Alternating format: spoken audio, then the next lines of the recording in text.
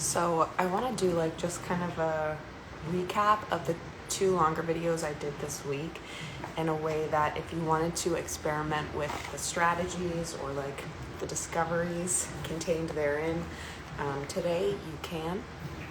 So if you didn't see the other ones, the gist is there is this idea where you're either focused in a way that you're saying yes to life. I trust what's happening. Morning, David. Hey, Eli. You're saying, yes, I trust what's happening, or no, it's wrong. And really, it's just based on that sensation that you're having, yes or no, is a function of the meaning that you're applying to it. And so what's really beautiful about meaning is that we are totally in charge of how we interpret things. We forget that because we sort of get like this human guidebook that's like, oh, here, you're Shaylee. And Shaylee being of this town, of this gender, of these inclinations, here's how you understand things. But it's totally rewritable. And so if you find that you're feeling some type of way about what's happening that doesn't feel good, you can assign a new meaning. And so here's an example. It's like, let's say that you are experiencing a fuck ton of internal tension. And so I notice this a lot with myself and with clients when they're right on the edge of like a new level.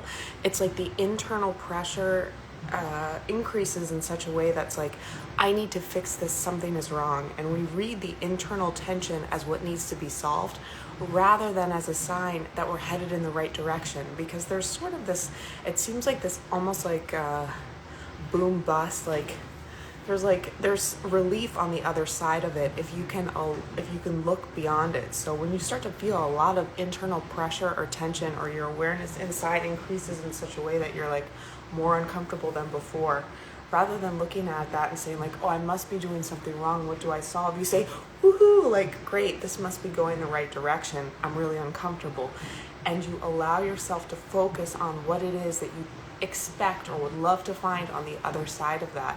So perhaps what you would love to find on the other side of that tension, hey Rick, would be like relief or confidence or a sensation of surety where you're like, I know things are going to happen okay, because right now I feel so much confusion and lack of sureness that surely the next step must be that. So can I allow myself to focus beyond the discomfort of the confusion or the chaos with the anticipation or the expectation that on the other side of that is the opposite. And so it's like, great, thank you for this tension, because I know on the other side is strength. Does that make sense? So all we're doing really is assigning a meaning to something that might previously have unsettled you because it's so uncomfortable, to something positive, because it's like, okay, well, what do I know actually? And in truth, when you reflect back, a lot of the times that you were under a lot of pressure or stress or tension, internally or externally, it did yield something, It's pretty crazy. But we assign this meaning inside that something must be wrong or something must be bad, and like, what can we do to fix it? But if you just tweak it a little bit, then it relieves some of the tension, because you've got like your tension, and then you've got tension about the tension, and then you might even have tension about the tension depending on your awareness level. So like, I'm talking about particularly internal stuff, but this is also true for external. So if you find yourself in a position where maybe there's like a resource constraint or interpersonal dynamics or just some kind of stuckness, can you look at it in a way that you're like, hey, this must be right. This could be right. What if this was right? What if this was leading exactly where I needed to go? What if this was perfect?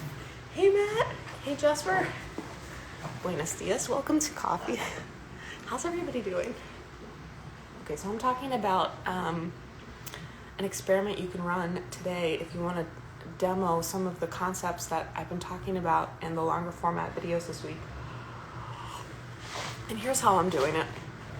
So imagine I'm kind of rolling up all of development, all of healing, all of everything to this one place, this one point. So imagine in your head, there is a fountain of thought. Your only job to fix everything, let's say like unlock the next level, is to watch the fountain of your thought and notice, is the thought making you feel lit, safe, peace, content, any good feeling thought, or is the thought making you feel like bad? And it doesn't even have to be like the sky is ending bad. It could just be like, I'm a little like low energy. You can tell. Usually it's tough to even hear these or find these because we're so used to them, and they run all the time. Like when you start to pay attention and you really relax and aren't fighting those voices, so you'll notice that they're like all day long, and it's just like this really low level, low volume commentary about how you're going to fix stuff or how it's going to be better later, or maybe you're just explaining why things are the way they are, and in such a way that, hey Austin, in such a way that actually indicates that you think that they're wrong, even though you don't notice that you're thinking that they're wrong. So if you guys are just joining, what I'm talking about is an experiment that you can try today that kind of summarizes what I've presented in earlier videos this week. And let's see if I have okay, hold on, I gotta get a marker. So imagine that, so you just have one job. So this would be your one job to like fix or unlock everything that you're working with. And it would be to be kind and patient enough to yourself to relax enough to find this like spout of thought inside. And that basically just means that as soon as you start to have a thought that pulls your mood down, which could look like decreased energy, agitation, frustration, depression, not even depression, like if we're right up on the fount. If you feel anything that's not inspiring, you know that the thought that you've chosen is not in alignment with the truth of who you are. And so and that's the little heart, the truth of who you are.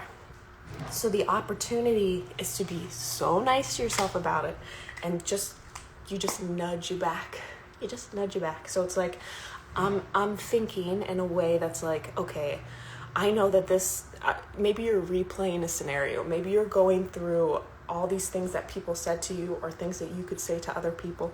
Maybe you are rehearsing a conversation where you could explain to somebody why you're not doing something or why they should be doing something different.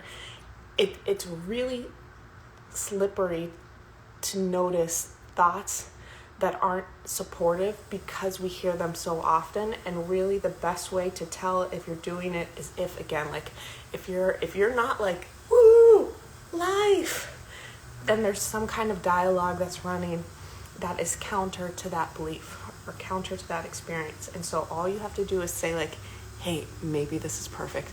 Maybe this tension that I'm feeling, maybe rehearsing this conversation is perfect. Maybe having this uncertainty, maybe not believing in myself right now is perfect. And all you have to do is try to wrap your arms around whatever experience you're having and hug the fuck out of it.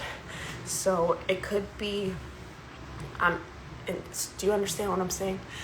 Basically, we are not trying to solve anything anymore. We are not telling you like, okay, now if I think about it this way, well, no, we're just saying like, all you have to do to turn it up, to be like, hey, is consider the possibility, or like assign a meaning that considers the possibility that the tension that you're feeling, the discomfort, the pain, etc. is perfect.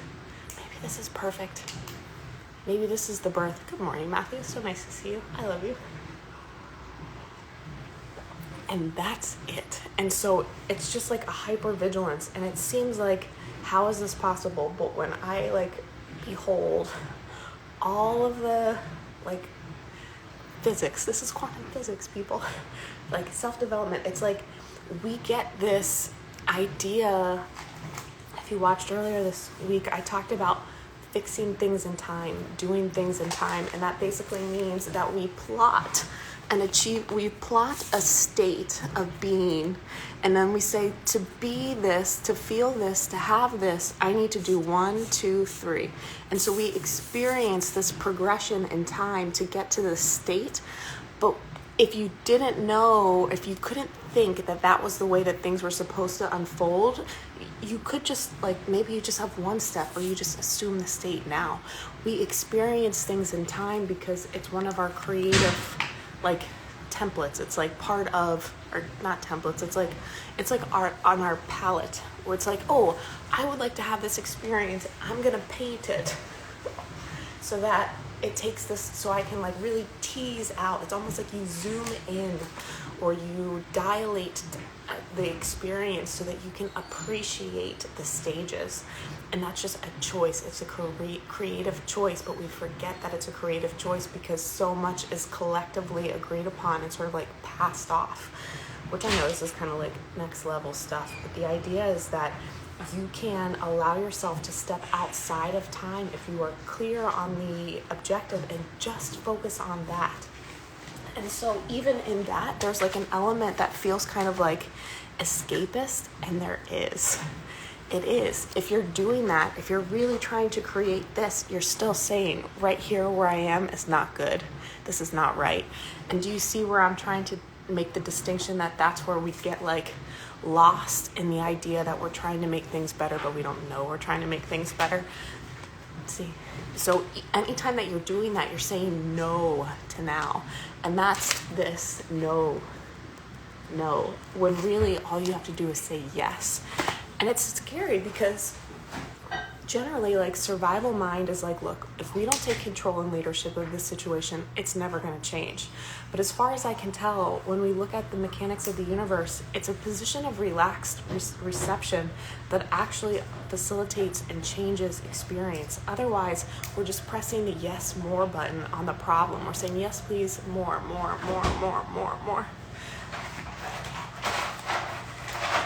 There is, okay, this is really exciting. So what I'm finding is that when we are taking the like, I have to leadership, which puts us in time, we are denying that we are supported by all that is. So we're saying, like, I have to do something, but there is no I. There is just this collective system. And personally, this is sort of like where I'm at right now, where I'm learning to let go enough to be like, okay, sure, like, I don't have to generate. My job's just to focus on what I want and allow for it to unfold. Like,